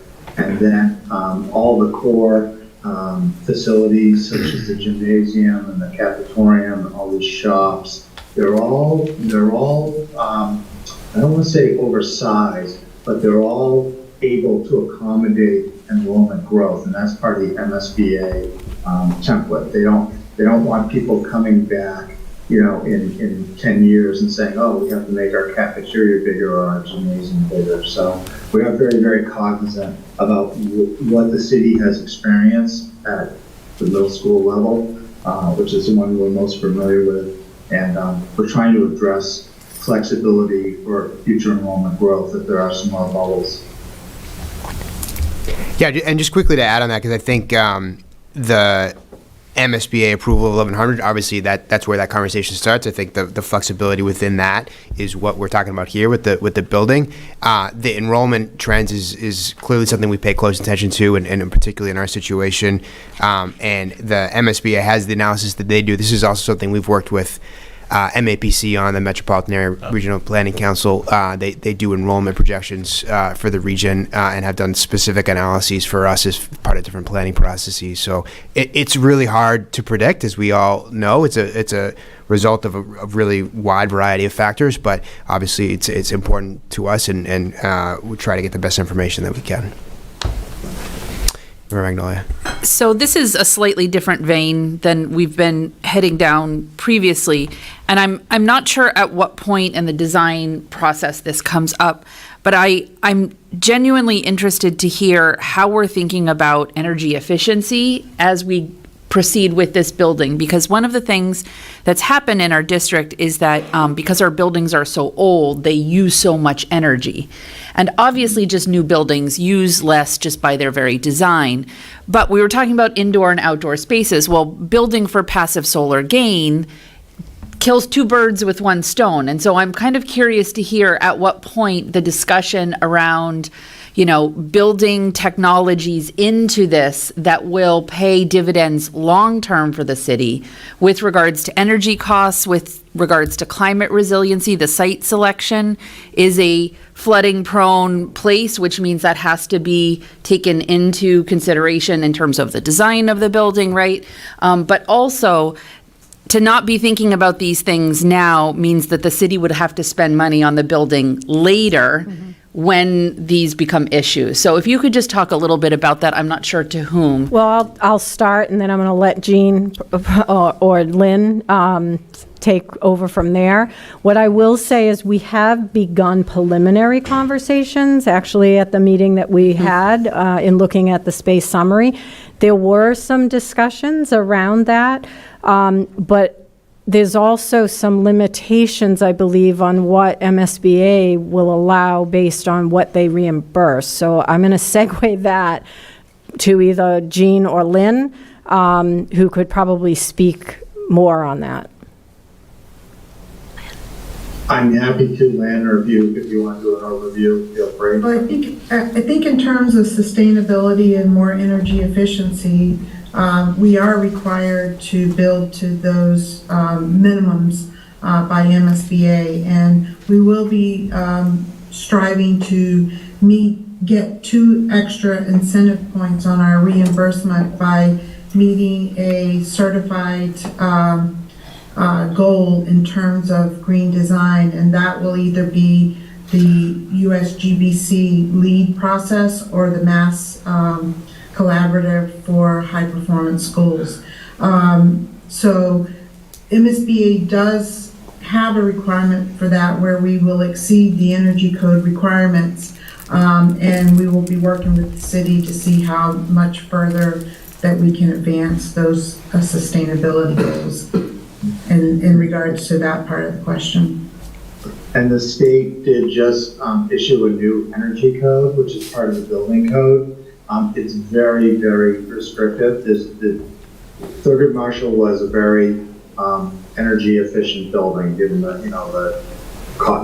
size of it and how much it costs to operate a fully air conditioned building on a square footage basis. Pickering is going to exceed that energy efficiency. The state is mandating that not just through the MSBA program, but through the building code. And then we do, even in the next few months, as we're doing little test fits, we call them, where we're designing little buildings and we're placing them on the site, we're always cognizant of where the sun is and how we can take advantage of it and how we can block it in the summer so we're not spending more on air conditioning. But I will say that even though Thurgood Marshall was very energy efficient, this one, I don't want to say it's going to be twice as efficient, but it's going to be more efficient. The state code is just driving things that way. And it's an exciting thing for us. Yeah. Well, I would just add too that in visioning, we did talk about sustainability as a priority and about the idea of the building itself being a teaching tool, so that some of those sustainable elements are really made manifest and to students and teachers, and that you can, in ways that you can interact with the building and the systems and understand the energy usage of the building, understand the kinds of materials that have been used in the building that are energy efficient or green. So that was definitely something that was discussed. Member Gately. Yep. One other thing we did discuss, addressing the flooding zone that you were discussing. We've had several conversations, and I think that we have pushed the issue with Gene that we need to take care of this problem, put them on pylons, figure out a way to possibly, but this is way down the road, possibly take the flooding water and put them into tanks so that it would stop a flooding.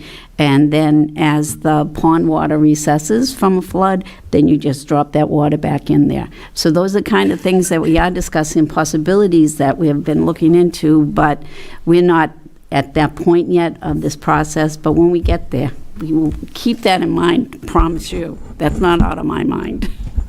Thank you.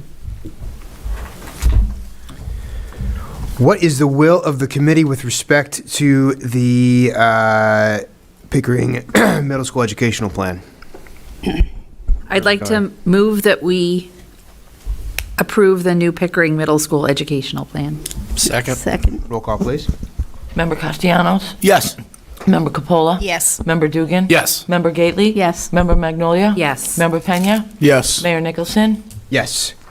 Thank you, everyone, the very large team for all the great work on this and a lot more to come. But thank you, everyone. You're welcome. Thank you. Thank you.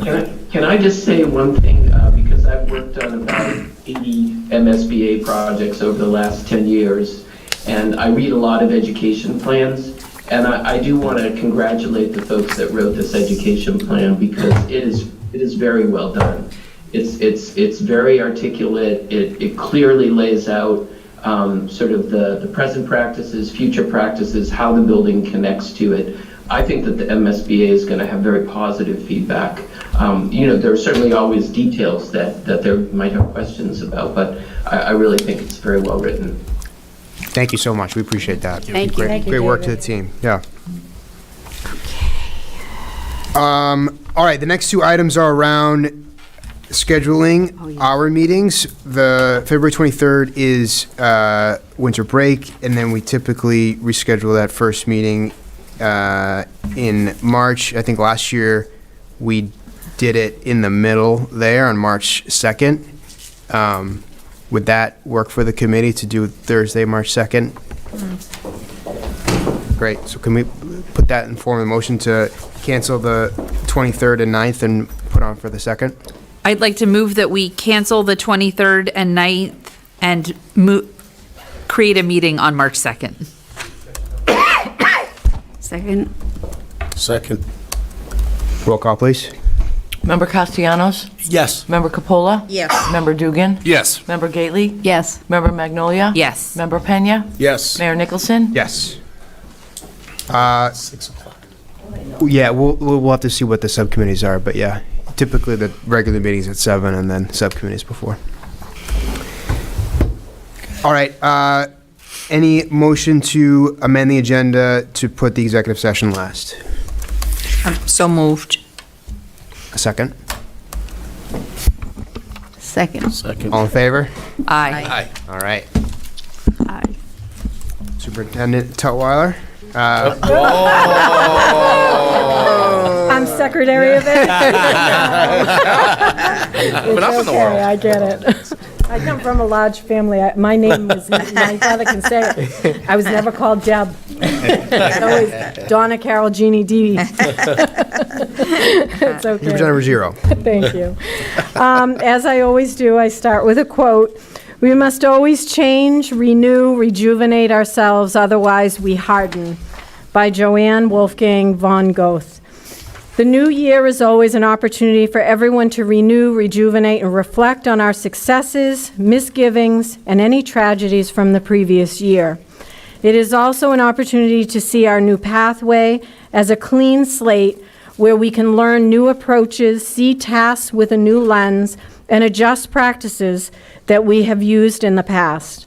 In the world of education, the new year represents the halfway point in our school year and an opportunity to do a formative assessment, a midpoint check-in, to look at our work and adjust or make shifts.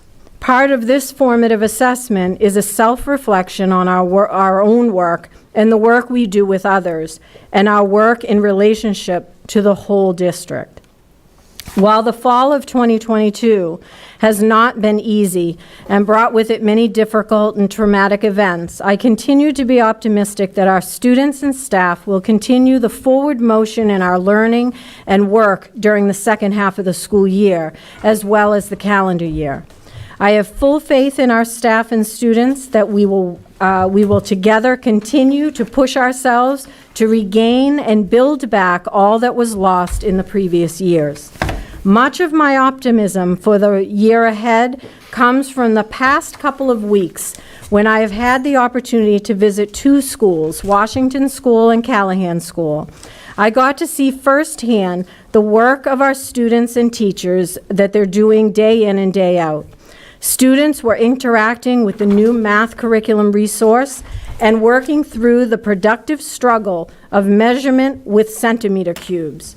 Classroom teachers were working with students on the writing process and how to organize their topic and details in 2-column notes. I also had the opportunity to hand out dictionaries to our 3rd graders donated by the Rotary Club of Lynn and the Reading Cooperative Bank. The interaction with the students around our learning together was joyful and quite honestly inspiring. Great things are happening in the Lynn Public Schools, and we just need time and support to move us all forward. We will continue to fine-tune the services and support needed for our students and families, and will begin to look ahead to plan for summer learning and our work for the next school year.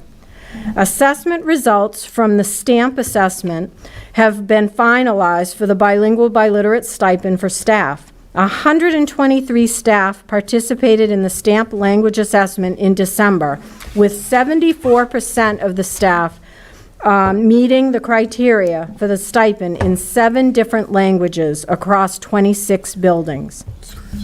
Staff were notified of results after the winter break, and we will be assessing our final 14 candidates on January 14th in 8 different languages that are not offered by the STAMP assessment.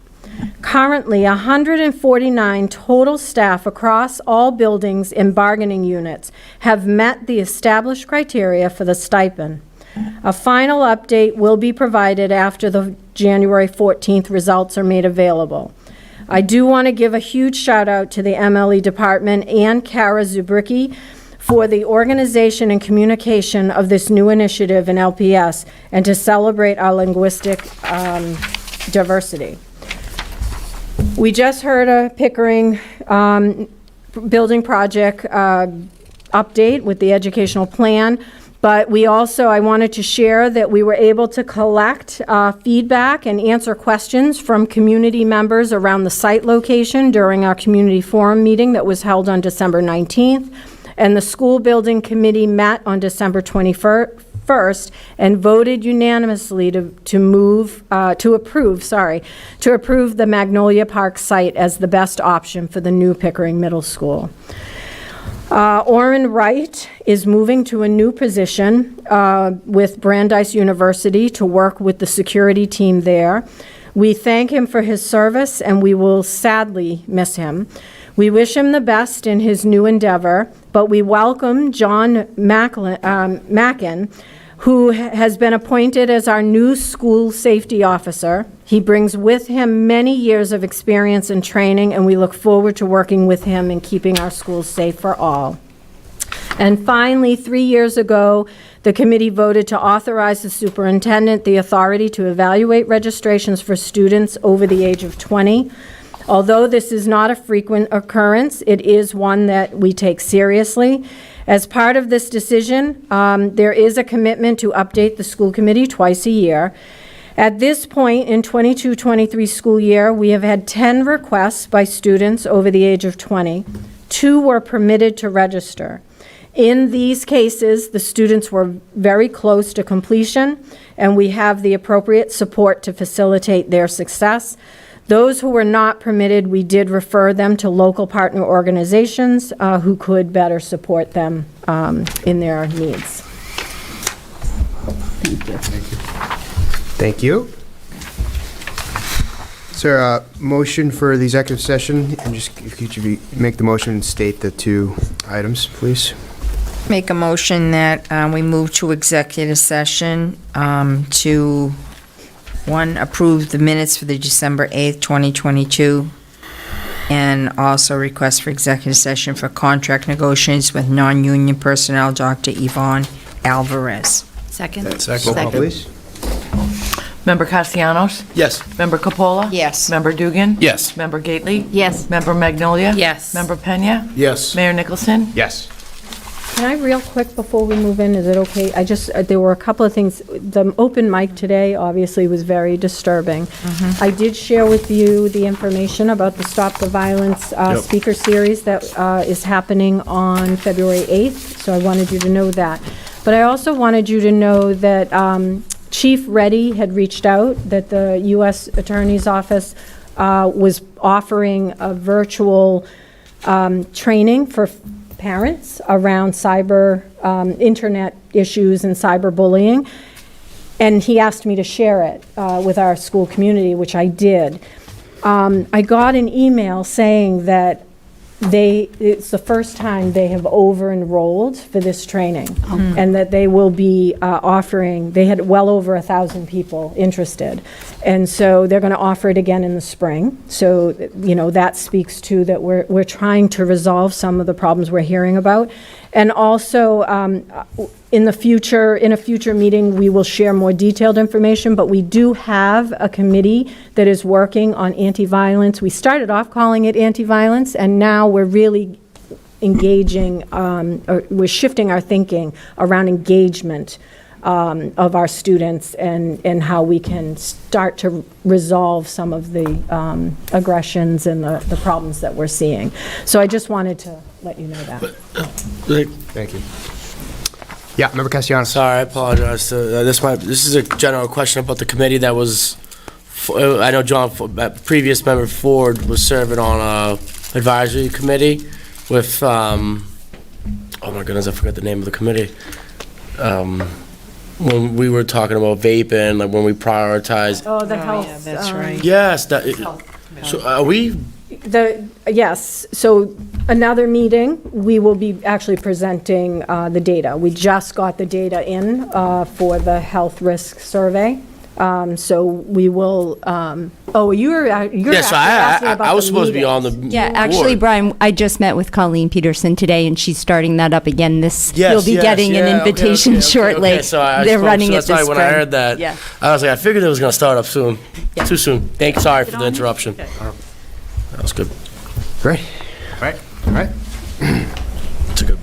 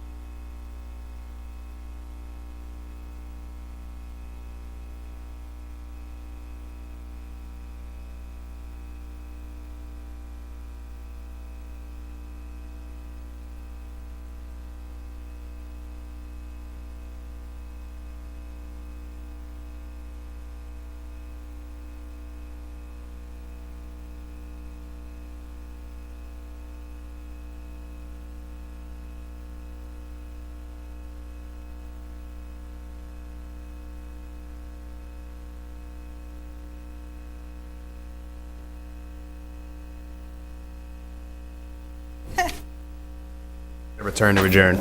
Yeah. If they want to come out. We have a We want to quorum. go, okay. Yeah.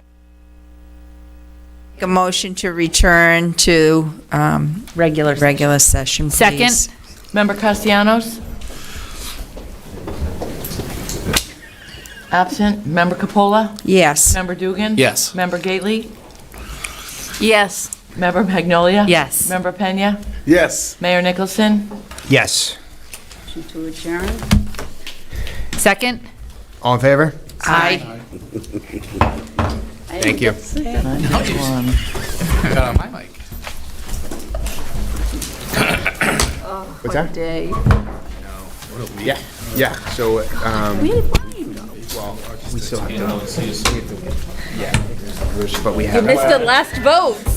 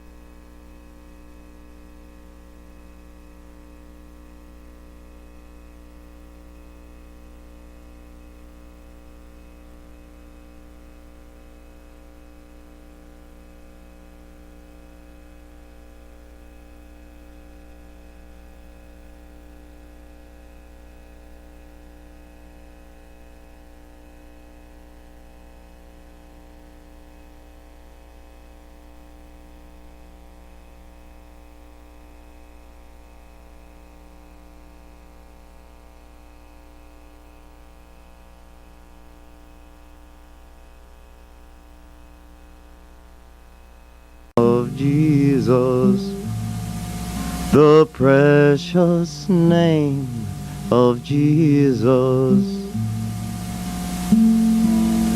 the healing name of my Jesus.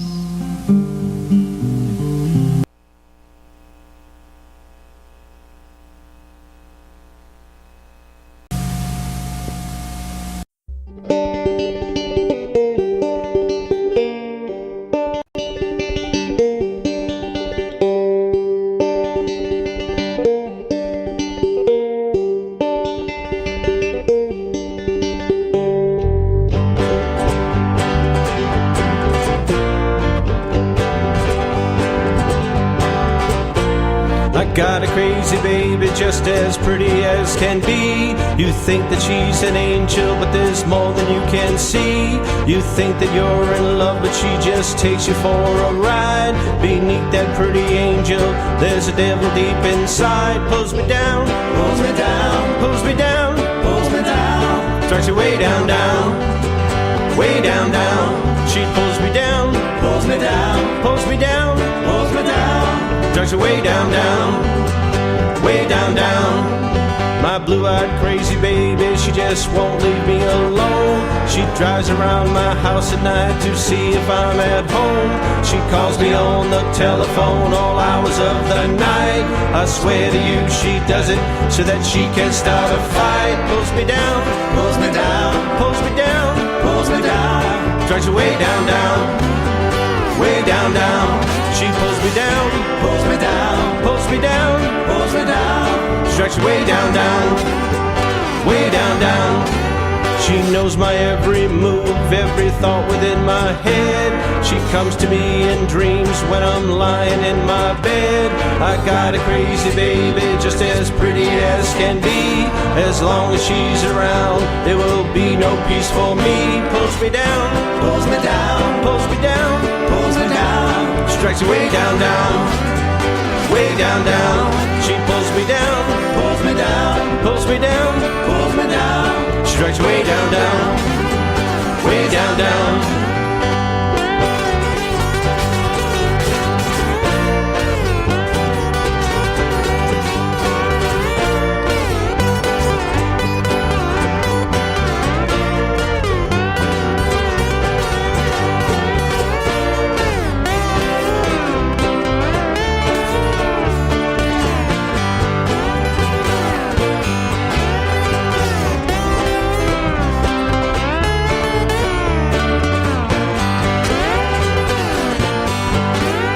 If you see my crazy baby, you'd better run away. Just stop right in your tracks and walk the other way. She's got eyes that shine like sapphire, you just can't look away. And once they get a hold of you, there's nothing left to say. Pulls me down, pulls me down, pulls me down, pulls me down. Drags you way down, down, way down, down. She pulls me down, pulls me down, pulls me down, pulls me down. Drags you way down, down, way down, down. She pulls me down, pulls me down, pulls me down, pulls me down. She drags you way down, down, way down, down. She pulls me down, pulls me down, pulls me down, pulls me down. Drags you way down, down, way down, down.